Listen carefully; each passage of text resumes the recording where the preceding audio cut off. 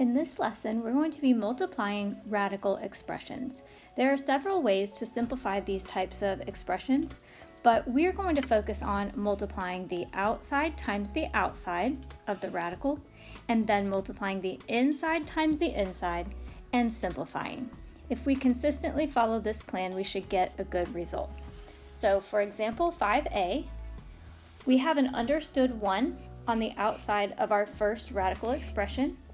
And so we're going to multiply 1 times 5, outside times outside, to give us 5 on the outside of our radical symbol. And then inside times inside, we have 2 times 6, which is 12.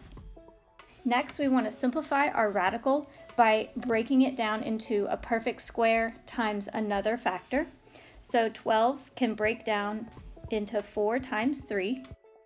And then we'll take the square root of 4, which is 2, and bring it out of the radical and multiply it with the coefficient that's already there, giving us 5 times 2, radical 3. Finally, we'll multiply the 5 times 2 to get 10, radical 3. Same plan for example B. We'll multiply outside times outside, so 3 times 5 gives us 15 for our coefficient. Then we'll multiply inside times inside. 2 times 10 is 20 on the inside of the radical. Next, we'll simplify the radical by dividing by a perfect square. Again, 4 goes into 25 times. And we have 15 on the outside still.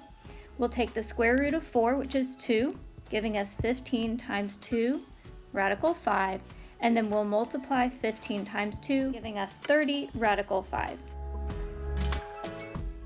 On example C, we're distributing radical 3. So for the first part, we're multiplying radical 3 times 2. 2 is outside of a radical, not on the inside, and it doesn't have any other number to multiply with except the understood 1 that's in front of the radical 3. So 2 times 1 gives us a coefficient of 2.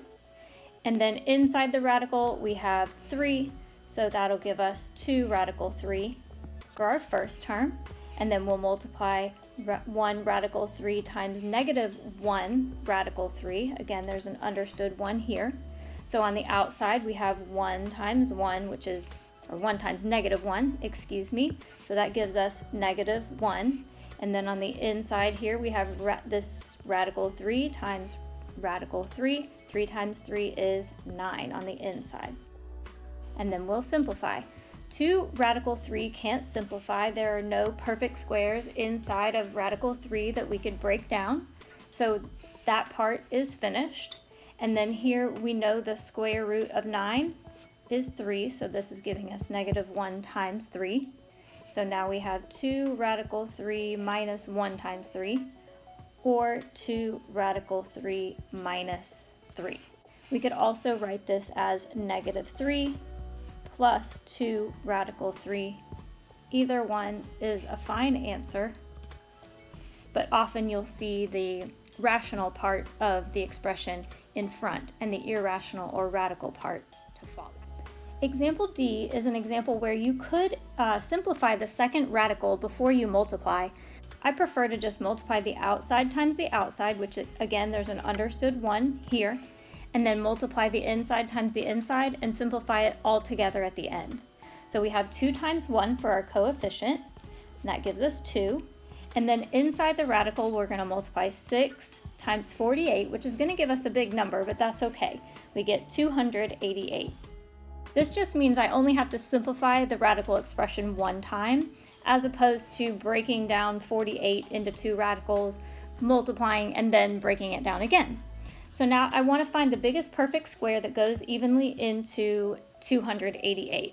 So remember our perfect squares: 1, 4, 9, 16, 25, 36, 49, 64, 81, 100, 121, 144, etc. What I want to do is find the biggest perfect square that goes into 288, and it just so happens that 144 is half of 288. So I'm going to split 288 into 144 times 2, and we still have that 2 on the outside. And then I'm going to take the square root of 144, which is 12. So now I have 2 times 12, radical 2, which gives me 24 radical 2. Really quickly, I'll demonstrate the alternative method for doing example D, which is to simplify radical 48 before you multiply. So for radical 48, I want to find the biggest perfect square that goes in evenly. So I'll start with about half of 48, which is 24, and my perfect square that's closest to 24 is 25. 25 is not a factor of 48, so next I'll divide 48 by 16, and it goes in evenly 3 times. I'm going to break down 48 into radical 16 times radical 3, and then take the square root of 16, which is 4. I'll bring down my 2 radical 6, and now I'm ready to multiply. Outside times outside is going to give me a coefficient of 8 outside of my radical, and then inside times inside is going to give me 18 inside my radical. Now I have to look and see if radical 18 can simplify again, and there is a perfect square factor inside of 18, and that's 9. So I'm going to split 18 into 9 times 2 and bring down my coefficient of 8. I'll take the square root of 9, which is 3, giving me 8 times 3 on the outside and radical 2 on the inside, and finally I'll multiply 8 times 3 to give me 24 radical 2. Notice I get the same answer with either method, and either one is accurate and appropriate. For example E, we're multiplying 2 binomials, and we'll use a double distribution method or FOIL. We'll multiply 5 times 2 to get 10, and then 5 times negative radical 2, giving us negative 5 radical 2. Next, we'll multiply radical 6 times 2.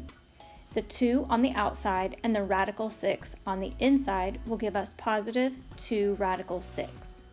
Next, we'll multiply radical 6 times negative radical 2, giving us negative radical 12. Then we'll have to simplify radical 12. The other radical expressions are in simplest form, but 12 has a perfect square factor of 4.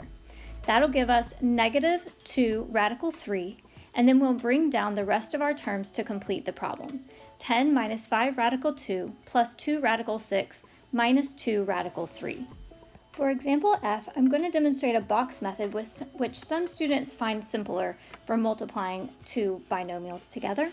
So I'm going to write the terms of the first binomial, negative 4 and positive radical 6, along the side, and I'm going to write the other one, negative 1 and negative radical 6 along the top. It really doesn't matter which one is on the side and which is at the top. And then you'll just multiply the things that correspond together in the boxes. So this first box is where negative 4 and negative 1 match up, and so you'll multiply negative 1 times negative 4 to get positive 4. The next one is where negative 4 times negative radical 6 match up, and so you have a negative times a negative, which is a positive. You have a 4 on the outside, and you have a radical 6 on the inside, which gives you positive 4 radical 6. And then down at the bottom, we have negative 1 times radical 6.